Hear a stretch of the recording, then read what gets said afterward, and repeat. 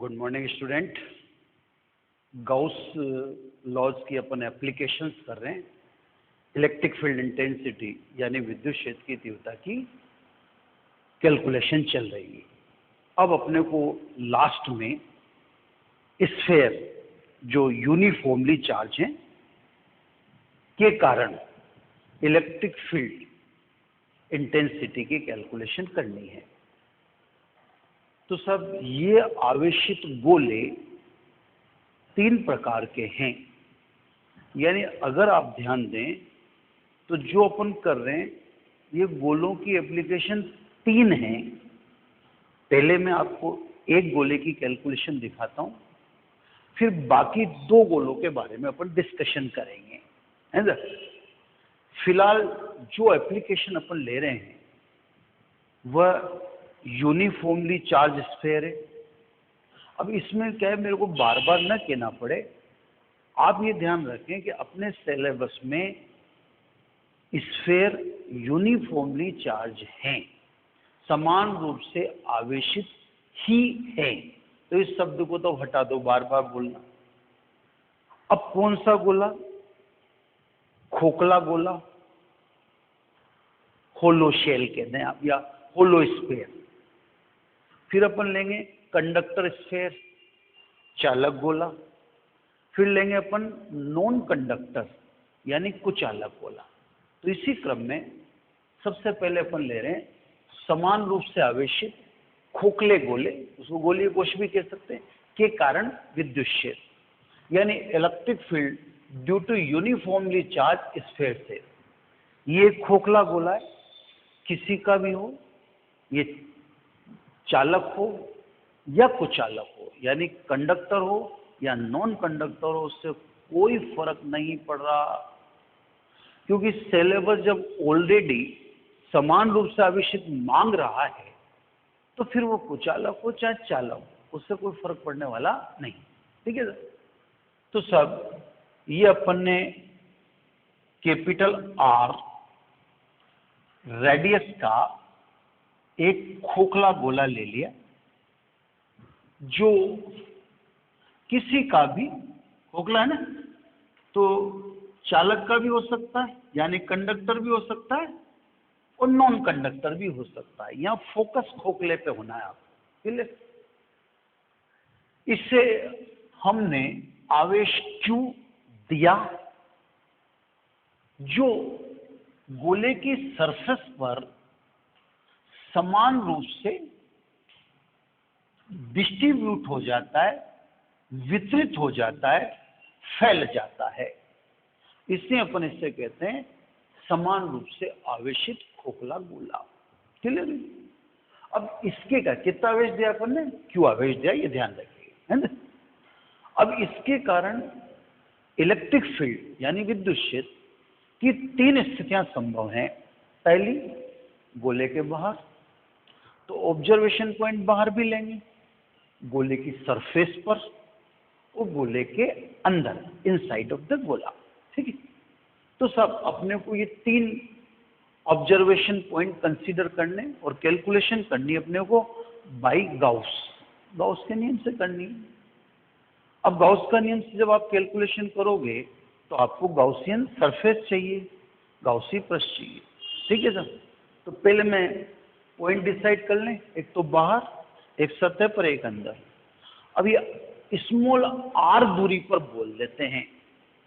मैं आपको बच्चों बहुत ध्यान से इस बात का ध्यान रखिएगा आप कि स्मॉल r डिस्टेंस ही है और कैपिटल R रेडियस ही है। लेकिन अभी जब मैं यहाँ पे डिटेल में जाऊंगा तो आपको स्मॉल r भी रेडियस ही लगने लग जाती है, जबकि आप ध्यान रखो हम स्मॉल r डिस्टेंस पर कैलकुलेशन करने जा रहे हैं। ठीक है। तो ये यूनिफॉर्मली यानी समान रूप से आवेशित गोला है। इसके बाहर स्मॉल r दूरी पर आपको विद्युत क्षेत्र की कैलकुलेशन करनी है। तो गाउसी सरफेस बनाइए।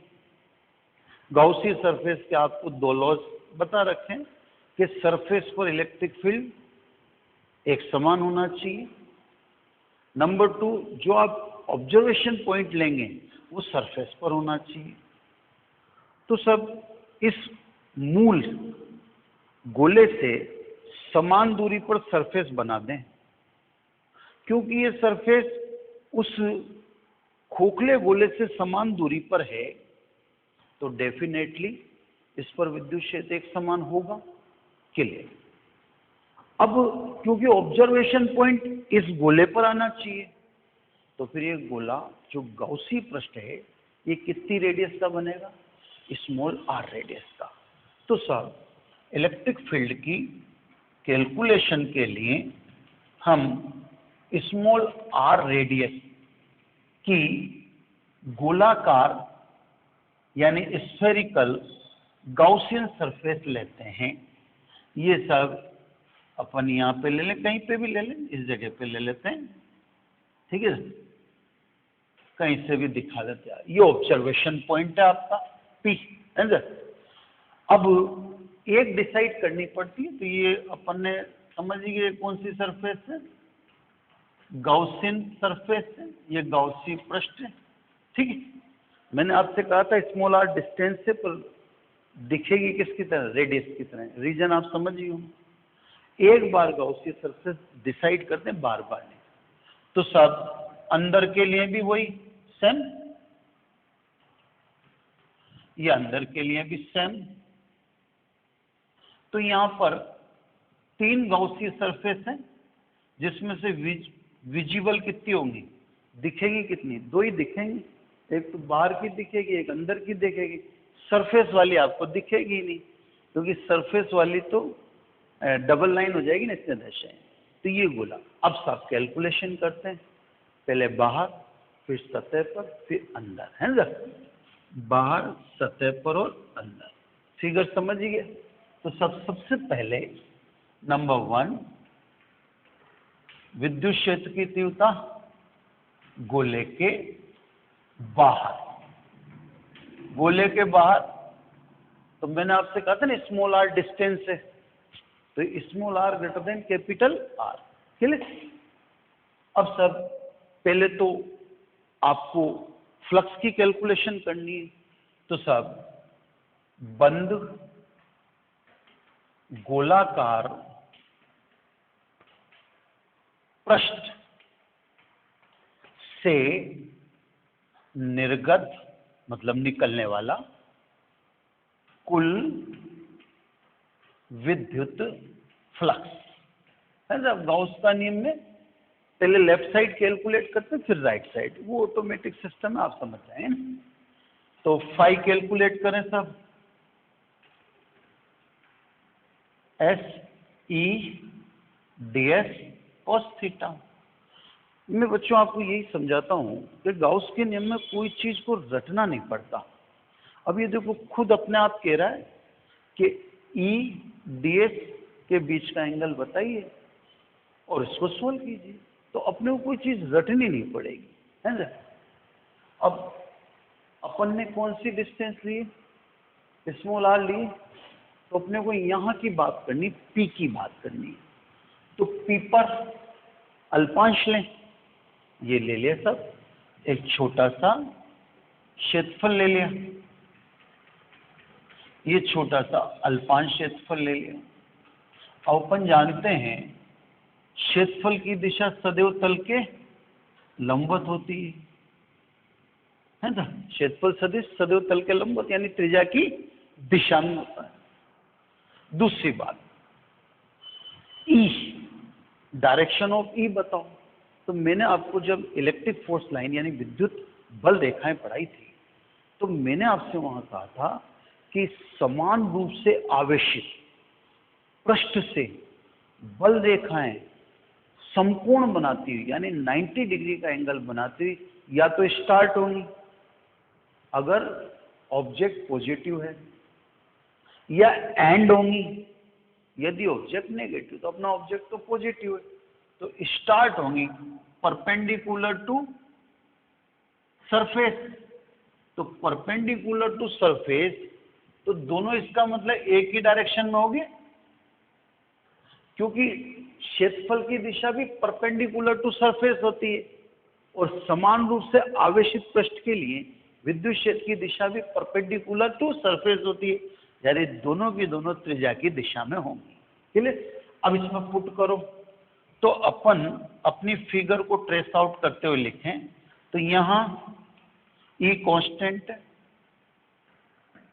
क्योंकि ये अपन ने सरफेस ही एक समान विद्युत क्षेत्र को मानते हुए बनाई है जो इससे समान दूरी पर है। ई पैरेलल क्या दिख रहा है? ई और ds एक ही दिशा में है एंड ई पैरेलल ds यानी theta is equal to 0। Put कर दीजिए सब। Then phi is equal to, E तो बाहर निकल गया बिकॉज ऑफ कांस्टेंट, ds को 0 1। सिंबल ऑटोमेटिक बोलता है, सिंबल बोलता है जिस सरफेस पर आपने स्मॉल सेगमेंट ले रखा है ना, चित्र हमेशा अच्छे बनने चाहिए साहब, है ना। जिस सरफेस पर आपने स्मॉल सेगमेंट ले रखा है उस सरफेस का कुल, ये बंद है ना, उस सरफेस का कुल क्षेत्रफल। तो हमने स्मॉल सेगमेंट किस पे ले रखा है? r त्रिज्या के गोले पर, उसका कुल क्षेत्रफल कितना होगा आप जानते हैं 4 पाई r²। तो यानी E इंटू 4 पाई r, ये इसकी वैल्यू पुट कर दी। ये सब अपन ने इस गोलाकार पथ से निर्गत कुल विद्युत फ्लक्स को दिखा दिया। बिल्कुल क्लियर होगी बात, है ना। अब सब गाउस का नियम लगा दीजिए। अतः गाउस के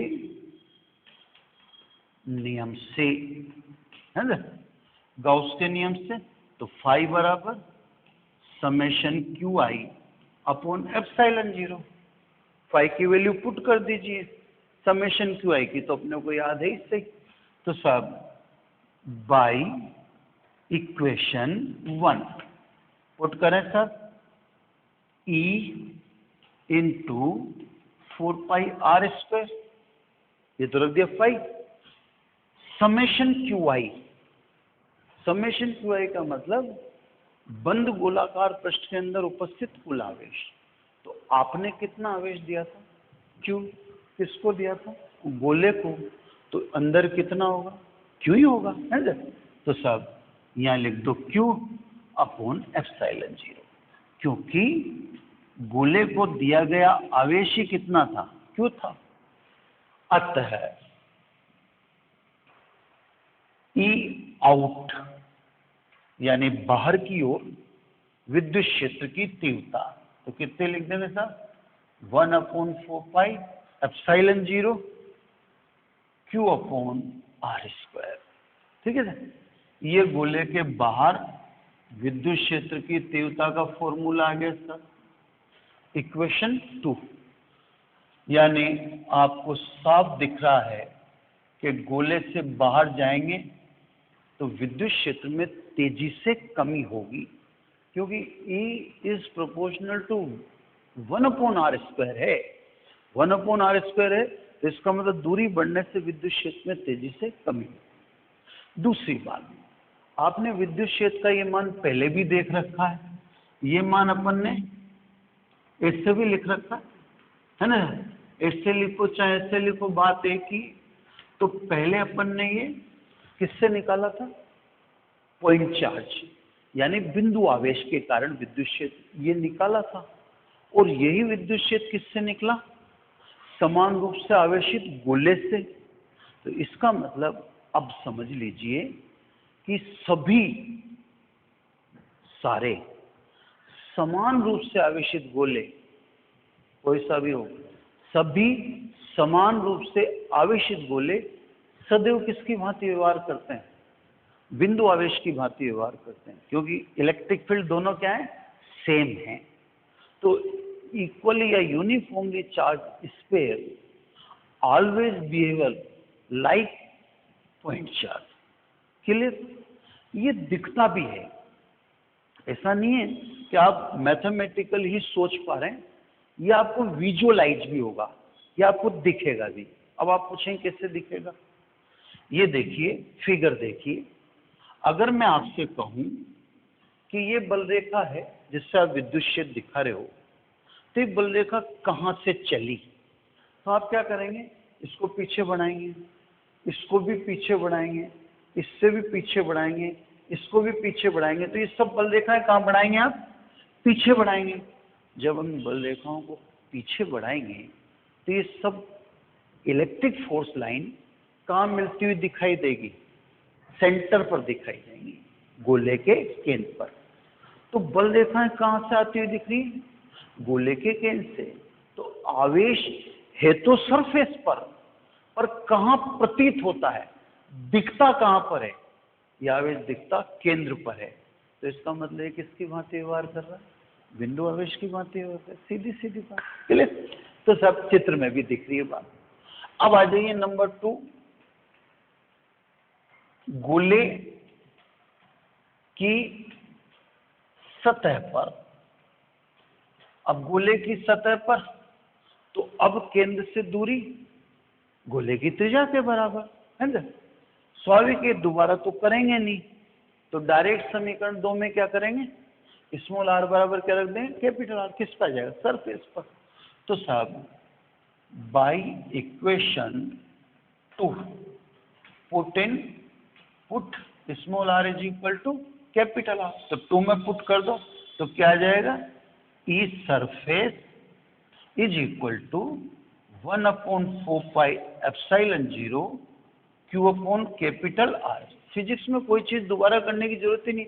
अब सरफेस पर वापस वैसा ही कैलकुलेशन थोड़ी करेंगे, सरफेस पर है तो क्या फर्क पड़ेगा, स्मॉल आर की जगह क्या आ जाएगा, कैपिटल आर आ जाएगा, जो लिख दिया अपन है ना। अब आप देखें तो टोटल का मतलब ये कांस्टेंट, ये कांस्टेंट, ये कांस्टेंट। तो इलेक्ट्रिक फील्ड जो अपन ने निकाला ये सरफेस पर कांस्टेंट है, एक तो ये साफ दिख रहा है। नंबर 2, दूसरी बात देखिए आप, दूर जाएंगे, दूर जाने पर विद्युत क्षेत्र के मान में कमी होगी, और उसका उल्टा बोले पास आएंगे तो विद्युत क्षेत्र के मान में वृद्धि होगी। कितना पास आएंगे, गोले की सतह तक, इससे ज्यादा पास तो नहीं आ सकते ना। तो ये मान कांस्टेंट तो है ही और ये अधिकतम भी है। तो अगर आपसे कोई पूछे कि गोले के कारण अधिकतम विद्युत क्षेत्र कहाँ होता है, तो आपका सीधा जवाब क्या होना चाहिए, सरफेस पर, क्लियर। अब आ जाइए नंबर 3, गोले के अंदर, क्लियर। गोले के अंदर, अब मैं इस वाले की बात कर रहा हूं, अंदर वाले की, तो अंदर कहते क्या हो जाएगा, small r less than capital R. मतलब स्मॉल आर डिस्टेंस है, मैं आपको शुरू से यही कह रहा था। बाहर के लिए small r greater than capital R, surface के लिए small r equal to capital R, और अंदर के लिए small r less than capital R. Direct Gauss law लगाएं, है ना, गॉस के नियम से, है ना, ये लगा दें सब। बंद पृष्ठ से निर्गत विद्युत फ्लक्स E डॉट ds बराबर समेशन QI अपॉन ε0, यानी E dot ds is equal to 0, because गोले के अंदर आवेश नहीं है। अभी अपन ने कहा ना कि दिया गया आवेश गोले की सतह पर समान रूप से फैल जाता है। खोखला गोला है, अंदर आवेश कहाँ होगा, है ना। तो दिया गया आवेश सतह पर समान रूप से फैल जाता है, इसका मतलब गोले के अंदर आवेश नहीं है। जब आवेश नहीं है तो ये मल्टीप्लाई 0 हो जाएगा। अब because ds is not equal to 0, अंदर जो आपने काल्पनिक गोला बनाया उसका क्षेत्रफल तो 0 नहीं हो सकता, देन इसका मतलब क्या हुआ, अंदर इलेक्ट्रिक फील्ड क्या है, 0।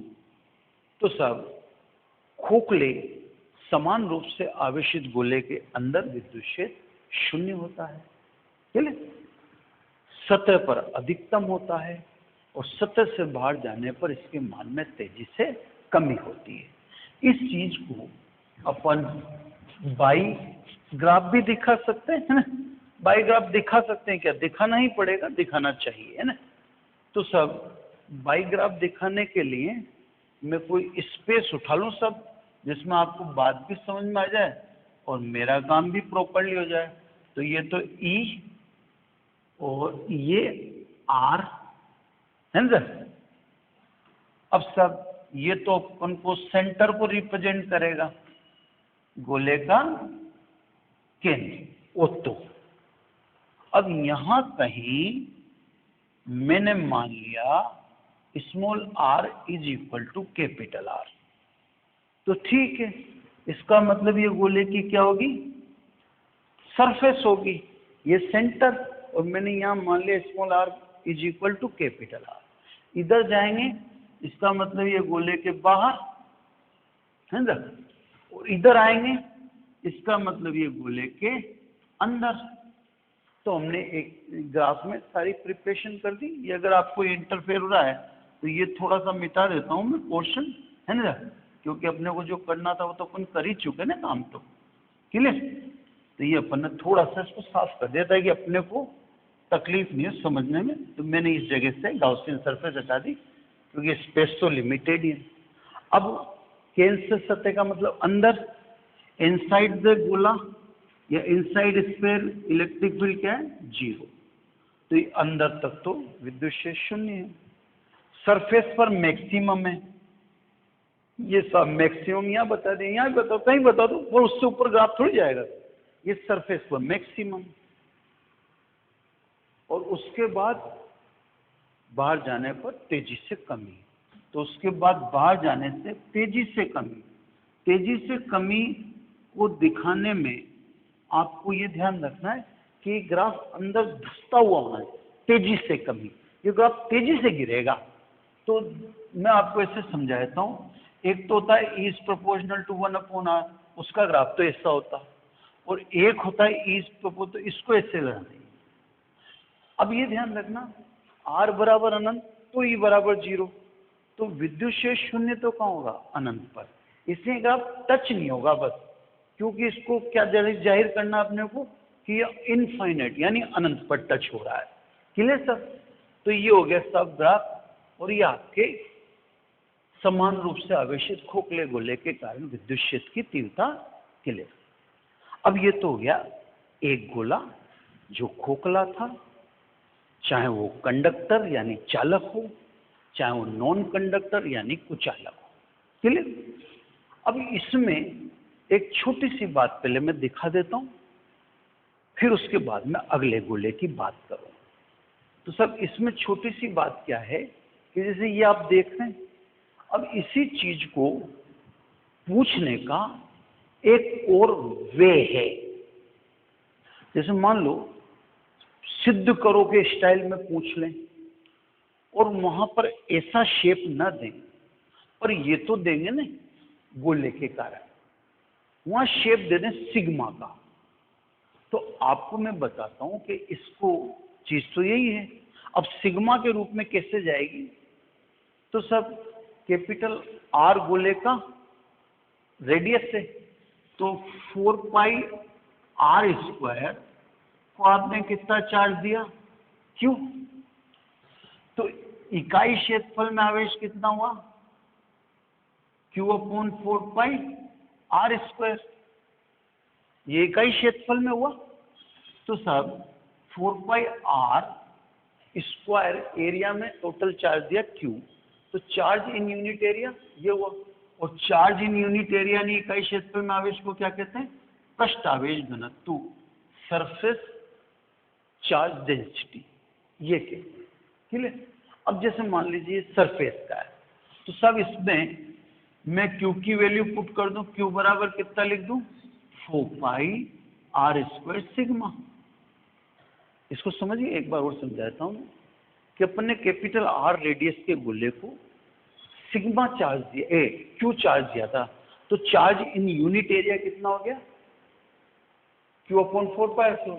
चार्ज इन यूनिट एरिया को कहते हैं हम सरफेस चार्ज डेंसिटी, तो सिग्मा बराबर अपने ले लिया। क्लियर। अब जैसे Q की वैल्यू में इसको इसमें पुट करूं, तो 3, बस एक दिखा रहा हूं सिंपल, 3 इस सरफेस। अब देखो 1/4πε0, क्यू की जगह क्या पुट कर दूं, 4πr² sigma upon capital are. अब देखो 4πr², 4πr² से कट गया, तो सरफेस पर इलेक्ट्रिक फील्ड कितना आ गया, सिग्मा अपॉन ε0। अब कहने का मेरा मतलब है, आपने कल चालक प्लेट पढ़ा, तो चालक प्लेट की सरफेस पर भी इलेक्ट्रिक फील्ड कितना था, सिग्मा अपॉन ε0। आज भी आपने चालक जैसी तो चीज नहीं पढ़ी, लेकिन समान रूप से आवेशित पढ़ी ना। और समान रूप से आवेशित कौन होता है, कंडक्टर ही होता है, चालक ही होता है। उसके कारण भी इलेक्ट्रिक फील्ड कितना आया, वही सिग्मा अपॉन ε0। इसका मतलब हम एक चीज को दिमाग में बिठा लें कि समान रूप से आवेशित चालक सतह के समीप विद्युत क्षेत्र का मान सदैव सिग्मा अपॉन ε0, ये बिठा लें। इंग्लिश में बोले तो sphere which is uniformly charged, है ना, जो समान रूप से आवेशित, उसकी सरफेस पर इलेक्ट्रिक फील्ड ऑलवेज भी सिग्मा अपॉन ε। क्लियर? तो मेरे कहने का मतलब ये है, दो बातें होगी। एक तो आपको वो चीज कल की सामने आ गई जो चालक प्लेट के कारण निकले। एक बात आपने देख ली कि इसी चीज को किसमें कन्वर्ट किया जाता है, सिग्मा की शेप में। तो अगर बाय द वे आपसे क्वेश्चंस पेपर में इस टाइप से पूछ ले, तो इस टाइप से पूछते आप क्या करना, क्यू की वैल्यू यहां भी पुट कर देना, तो ई आउट भी किसमें कन्वर्ट हो जाएगा, सिग्मा में। क्यू की वैल्यू यहां भी पुट कर दें तो ई सरफेस किसमें कन्वर्ट है, सिग्मा में। तो सिग्मा की शेप में पूछे तो आपको ऐसे कर लेना। ये मैंने अलग से समझा दिया। और एक इसमें आपको बात समझ में आ गई कि आवेशित चालक सतह के समीप विद्युत क्षेत्र का मान सदैव सिग्मा अपॉन ε0 होता है। ये अगेन प्रूव हुआ लास्ट, इससे पहली वीडियो के बाद। अब आ जाइए सब। अब मैं नेक्स्ट स्फीयर की बात करता हूं। अगला गोला लेते हैं अपन, ये तो समझा ही दिया मैंने। अगला गोला लेते हैं आवेशित चालक ठोस गोला, ठीक है। अब अगली एप्लीकेशन आ गई। अगली एप्लीकेशन क्या बोलते हैं अपन, या लिख देता हूं। अगली एप्लीकेशन बोल रहे हैं अपन आवेशित, है ना, चालक ठोस, खोखला भी कह सकते हो, है ना, पर खोखला ले लेना, ठोस गोले के कारण, ठीक है सर। आवेशित चालक ठोस गोले के कारण विद्युत क्षेत्र ज्ञात करना, ये नेक्स्ट आपका एप्लीकेशन हो गया। अब देखना आप, ये सब चालक गोला है, वही मान लो कैपिटल आर रेडियस का। क्लियर? इसको दिया गया आवेश, और हम जानते हैं चालक को दिया गया आवेश उसकी सतह पर समान रूप से फैल जाता है, जिसके कारण विद्युत क्षेत्र सदैव चालक तल के लंबवत होता है।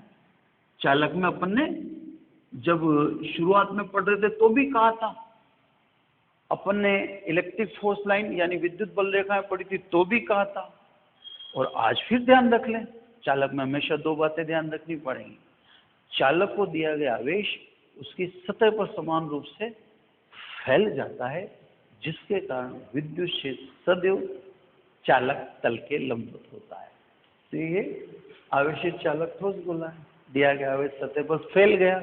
अब फैलाने की जरूरत नहीं, यहाँ तो अपन ने कहा था दिया गया आवेश समान रूप से फैल जाता है, यहाँ तो क्योंकि ये गोला कुछ चालक भी हो सकता है, पर चालक में ऐसे कहने की जरूरत नहीं, क्योंकि चालक में तो बात निश्चित है कि दिया गया आवेश सतह पर फैलता ही फैलता है। अब देखो ये दोनों गोले क्या हैं, इन दोनों गोलों में कोई अंतर नहीं है। वही फिगर बनेगी, चित्र वही बाहर ऐसा कैसा, वही सतह पर ऐसा कैसा, वही अंदर ऐसा कैसा, वही ग्राफ ऐसा कैसा, एक लाइन भी चेंज नहीं होगी। तो अब आज के बाद क्या ध्यान रखेंगे आप, समान रूप से आवेशित खोखला गोला और आवेशित चालक गोला दोनों अलग बॉडी है ही नहीं, दोनों एक ही बॉडी हैं। और यहाँ से एक बात फिर प्रूव होगी कि चालक के अंदर विद्युत क्षेत्र की तीव्रता कितनी होती? 0। क्लियर? तो ये 2 गोले हो गए साहब। अब नंबर आता है तीसरे गोले का, है ना।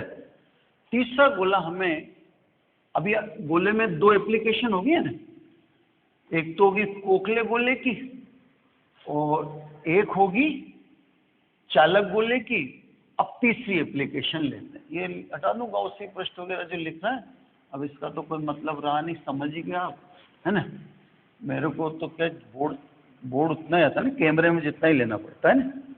अब सब तीसरा गोला, अब अपन जो बात कर रहे हैं वो कर रहे हैं समान रूप से आवेशित अचालक नॉन कंडक्टर स्फीयर। अब अचालक गोले की बात की जा रही, तो समान रूप से आवेशित। अब खोखले गोले की जगह क्या कर दें? समान रूप से आवेशित अचालक। अचालक का मतलब नॉन कंडक्टर, शॉर्ट में लिख देता हूं साहब, है ना। अचालक को चालक कह दो आप, है ना, गोले के कारण, ठीक है। यानी electric field due to uniformly charge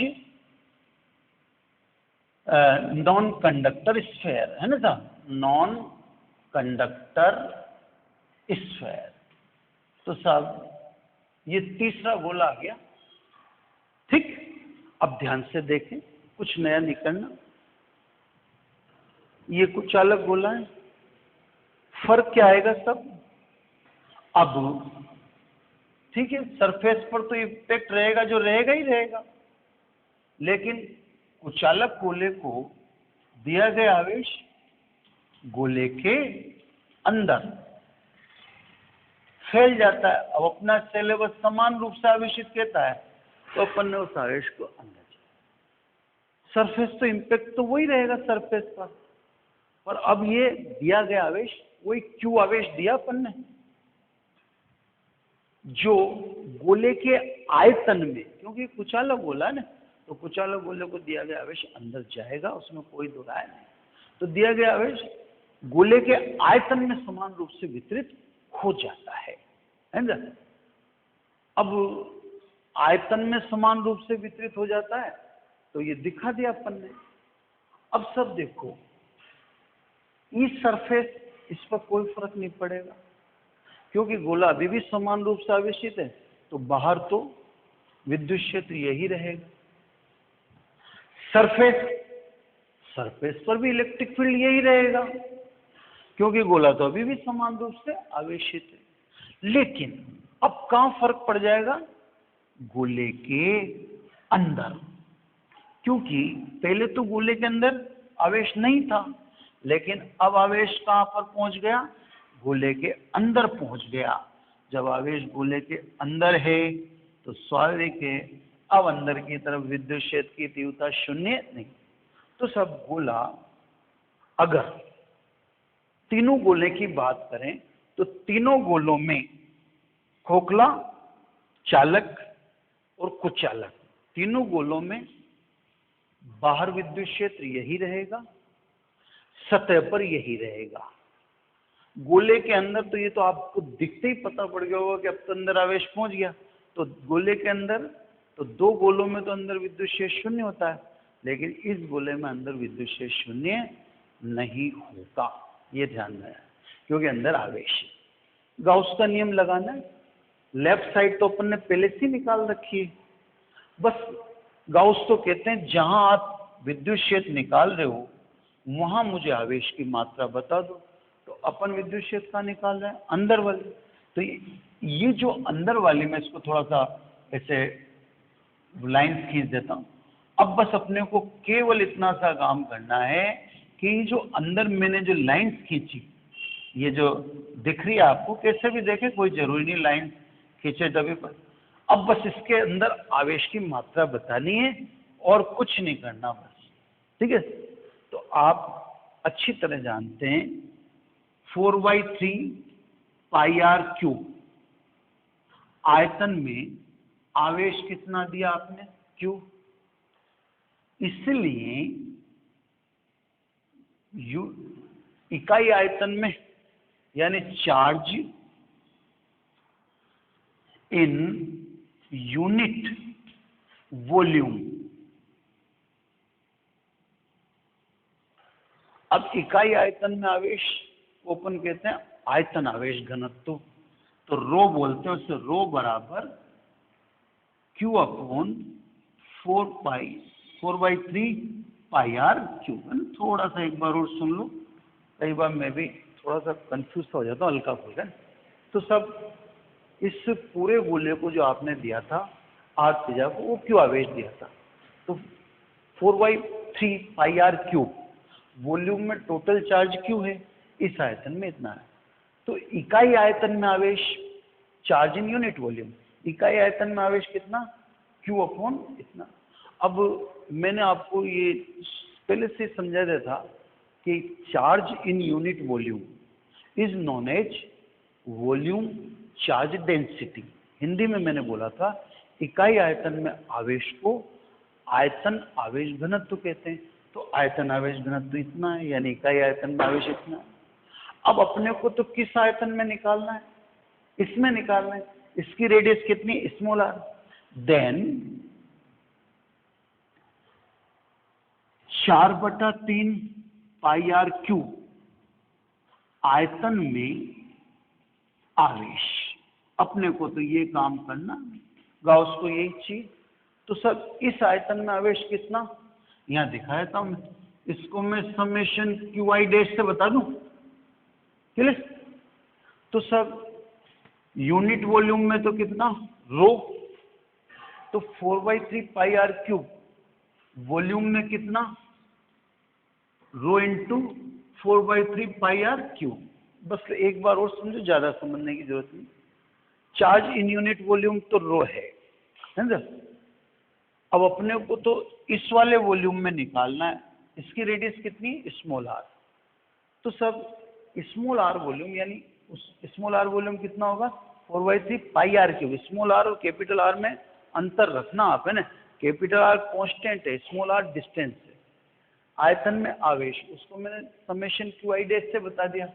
रो की वैल्यू पुट कर दो, तो ये मैंने रो की वैल्यू पुट कर दी, कितनी? Q upon 4/3 pi capital R cube, ये तो रो रख दिया, into 4/3 pi small r cube.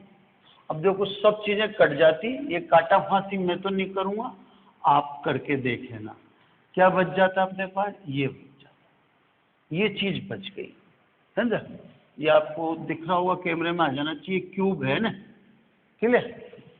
अब सब ये चार्ज निकल गया। गाउस को इस चीज से मतलब, लगा दो गाउस का नियम। अतः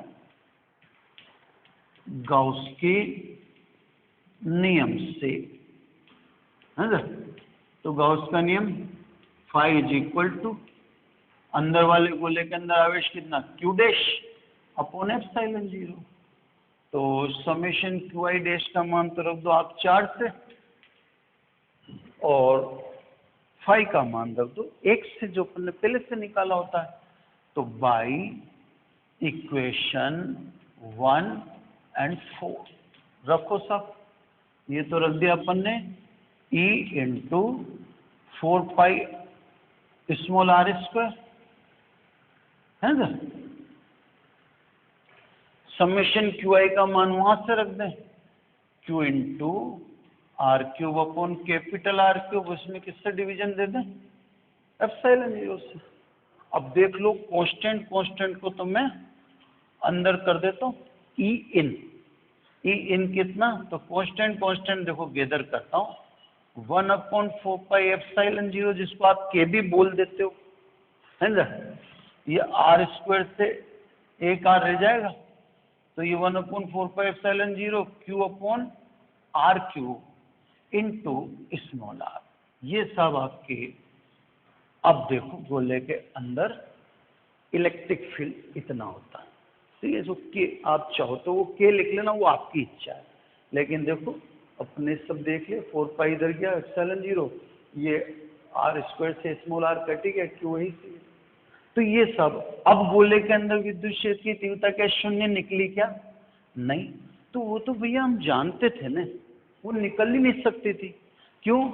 क्योंकि अब की बार अगर देखें तो गोले के अंदर आवेश है, अब जहाँ आवेश है वहाँ विद्युत क्षेत्र होगा ही ना, उसमें कोई ताज्जुब वाली बात थी नहीं, तो हमें पता था अब जीरो नहीं होगी, है ना। तो सब अगर देखें यहाँ पर तो E इज प्रोपोर्शनल टू क्या है?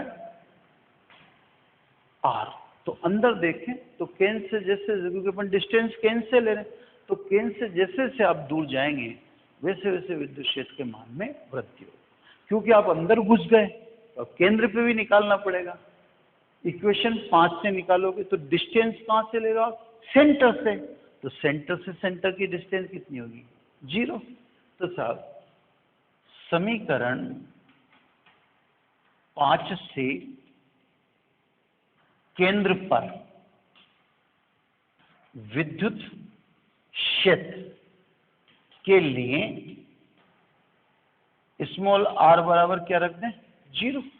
तो समीकरण 5 में स्मॉल r बराबर 0 रखोगे तो E centre is equal to क्या आ जाएगा? 0। तो सर अगर आप नॉन कंडक्टर यानी कुचालक गोले की अगर बात करें तो कुचालक गोले के अंदर विद्युत क्षेत्र शून्य नहीं होता है, बल्कि कुचालक गोले के केंद्र पर शून्य होता है। ठीक है, यानी ये ग्राफ देखो आप, ये ग्राफ पहले तो अपने पास ये ग्राफ किसका था? 2 गोलों का, खोखला गोला और आवेशित चालक। ठीक है, अब देखें तो अब ये ग्राफ तो केंद्र पर 0, केंद्र से डिस्टेंस बढ़ेगी तो इलेक्ट्रिक फील्ड बढ़ेगा, E is proportional to R।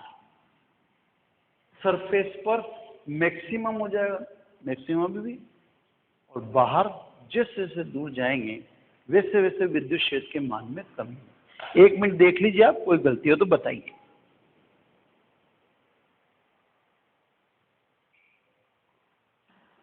ठीक है सर, तो ये तीनों गोलों में निकल गई, को बताया था तीनों गोलों में बाहर विद्युत क्षेत्र यही रहेगा, तीनों गोलों में सरफेस पर यही रहेगा, लेकिन अंदर खोखले आवेशित गोले और चालक ठोस गोले में 0 रहेगा, जबकि कुचालक गोले में 0 नहीं रहेगा, क्योंकि आवेश अंदर की ओर एंटर कर चुका है।